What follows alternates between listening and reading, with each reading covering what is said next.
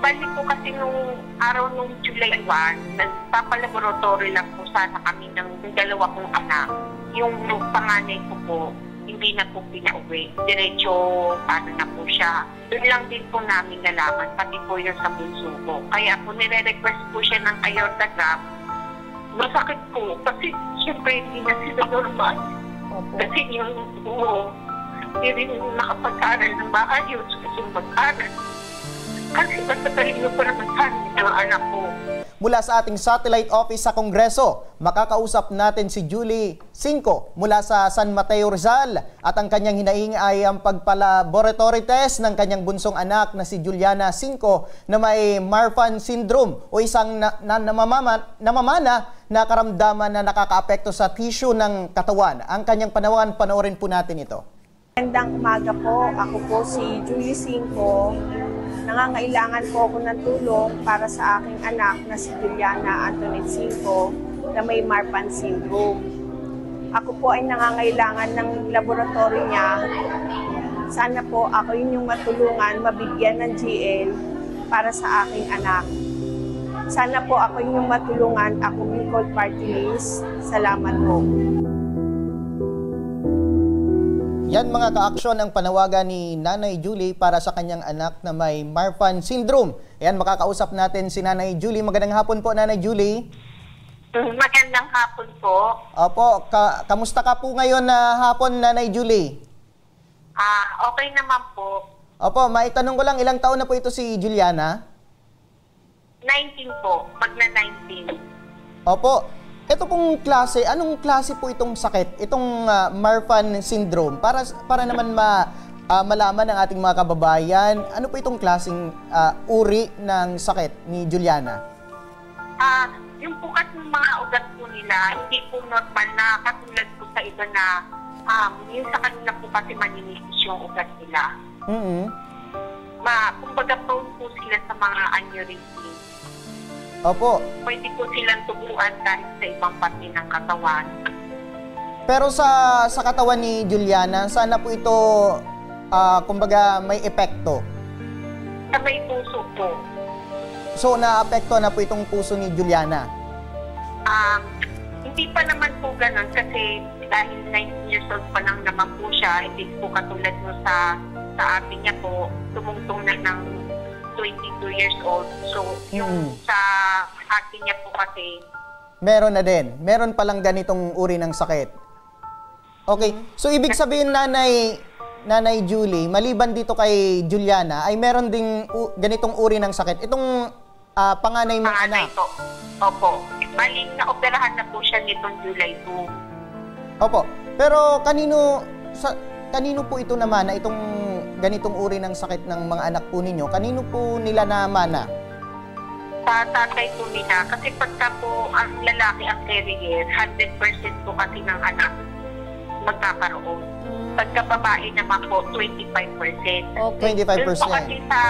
Doon po kasi sa asawa ko, bali ang meron pong carrier, yung nanay niya. Kaya sa magkakapatid po sa kanila, yung asawa ko lang po ang nagkaroon. Opo. Pero dito kay Juliana, kailan niyo po napansin na meron na din siyang ganitong uri ng sakit?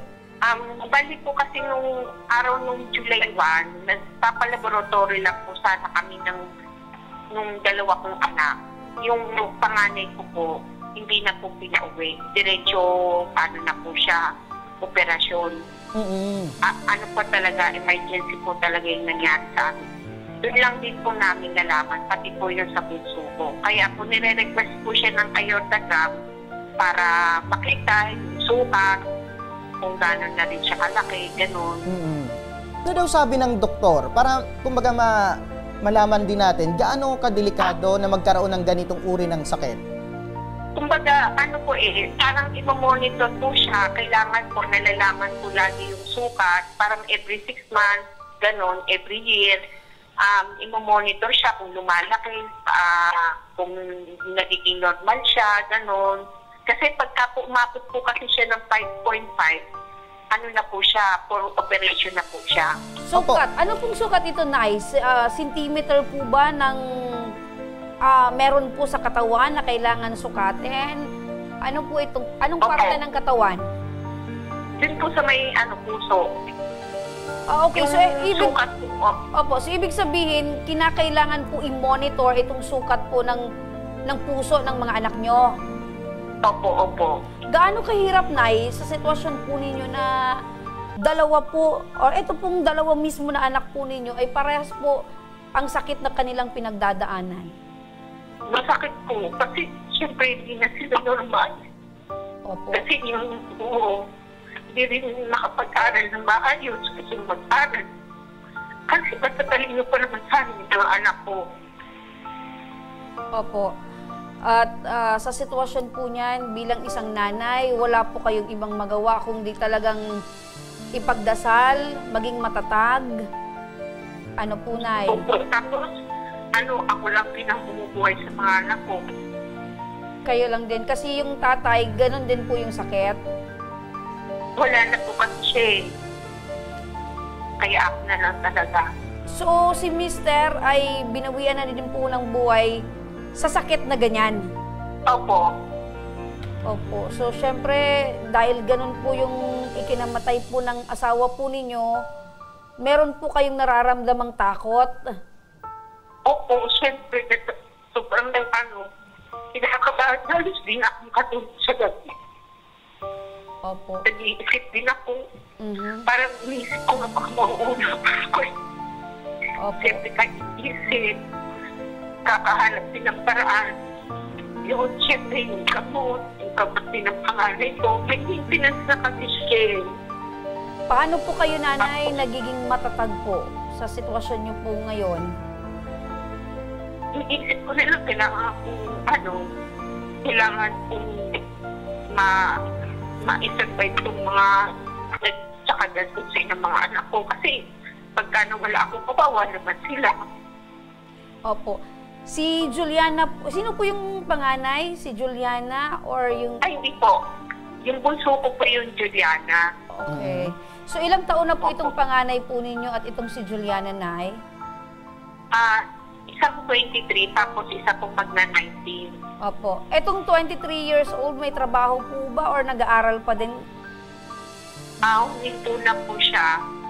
Yun po. Kasi tsaka yung bawal din silang ma-stress, bawal din silang magbubuhat ng mabibigat. So parehas na po sila, hindi na po nag-aaral? Pumapasok pa naman po yung bunso ko. Okay. Paano po yung pag-aaral niya, Nay? Siyempre, bawal na po siya ma-stress, mapagod. So, paano po? Anong mode of learnings yung ginagawa po ng anak ninyo? Sa ngayon po kasi pinag-uusapan pa namin kung papaano, yung medyo madali-dali, ganun po. Opo. So, ngayon, Nanay, lumapit po kayo sa aming programa at sa Ako Bicol Party List. Ano po yung pangangailangan po na hinihiling nyo para po dito sa anak po ninyong si Juliana? Para sa laboratory niya po sa aorta graft sa may Philippine Heart Center po. Opo. Nasa magkano po ito, Nanay Julie? 29,600. 29,900. So, 30,000. 30,000. Nasa 30,000 na lahat. Opo. Kasi meron pa rin po yung gagawin sa mga dugo laboratory. Opo. Sige po, Nanay, standby ka lang para sa ora mismong pagtugon sa problema ni Nanay Julie. Nasa kabilang linya ng ating telepono si Sir Alvin Martinez, ang Supervising Political Affairs Officer ng Ako Bicol Party List. Magandang hapon, Sir Alvin. Magandang hapon, sir. Ng Tatang Ora mismo sa lahat po nanonood na nakikinig. Opo. Sir Alvin, Yes, ano po sir. ang masasabi nyo dito sa problemang inaalala ngayon ni Nanay Julie? Opo, napakinggan ko yung interview niyo po kanina kay Nanay Julie para sa kanyang anak na si Juliana, na yun po ata ay bunsong anak niya, na may 18 years old na po si Juliana. At nakita ko po yung kondisyon niya na Marfan syndrome. Ito po isang sakit na sa aorta, no? Sa aorta. Kung kaya't kailangan po nila ng tulong medikal mula po sa Ako Bicol Party List. tama naman po yung sinabi ninyo, sir, at Ma'am Remy, na huwag na nating pahirapan si Nanay Julia, no? Ay, Nanay Julie po ba? Nanay Julie po. At ibibigay po natin yung hinihiling niyang tulong mula sa Ako Bicol Party List na 30,000 po na halaga na guarantee letter. Opo, yun. So, 30,000 pesos po na halaga ng guarantee letter ang ibibigay po natin kay Nanay Julie. Yes, ma'am. Opo. Ayun, nagpasalamat na si Nanay Julie. Pero Sir Alvin, ano po yung magiging proseso upang matanggap na po ni Nanay Julie itong tulong or guarantee letter mula sa Ako Bicol Party List?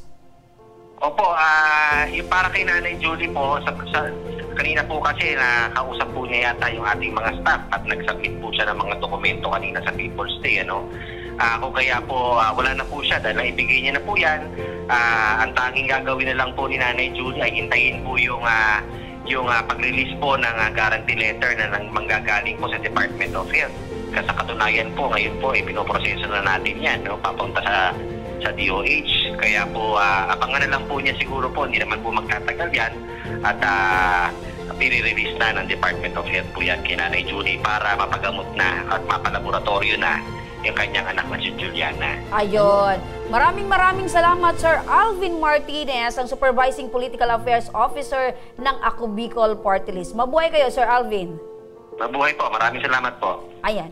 Balikan natin si Nanay Julie. Opo. So, Nanay, ano po yung nararamdaman niyo po ngayon dahil yung inyo pong pinoproblema na 30,000 pesos ay sagot na po ng Ako Bicol Party List?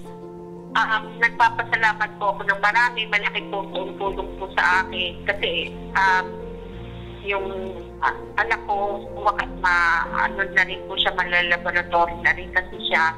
Matagal na rin po kasi niya akong tinatanong tungkol po dyan. Kaya maraming po salamat sa Ako Bicol Party List. Nanay, meron po kayong mensahe para po kay Juliana? Hello po? Opo, meron po kayong mensahe para sa anak po ninyong si Juliana? Opo. Maraming salamat po sa Ako Bicol Party List, sa Bangka mismo. Maraming salamat po. Opo, sige po. You're always welcome po, Nanay Julie, at tatagan nyo po yung sarili nyo po, tatagan nyo po yung loob po ninyo dahil kayo po yung hinuhugutan po ng lakas ng inyong pong mga anak. Opo. Salamat po, maraming salamat po sa inyo. Opo, at huwag po kayong mag-alala, Nanay Julie, dahil isasama po namin sa aming dasal ito pong mga anak po ninyo para naman po ay gumaling na po sila sa kanila pong karamdaman.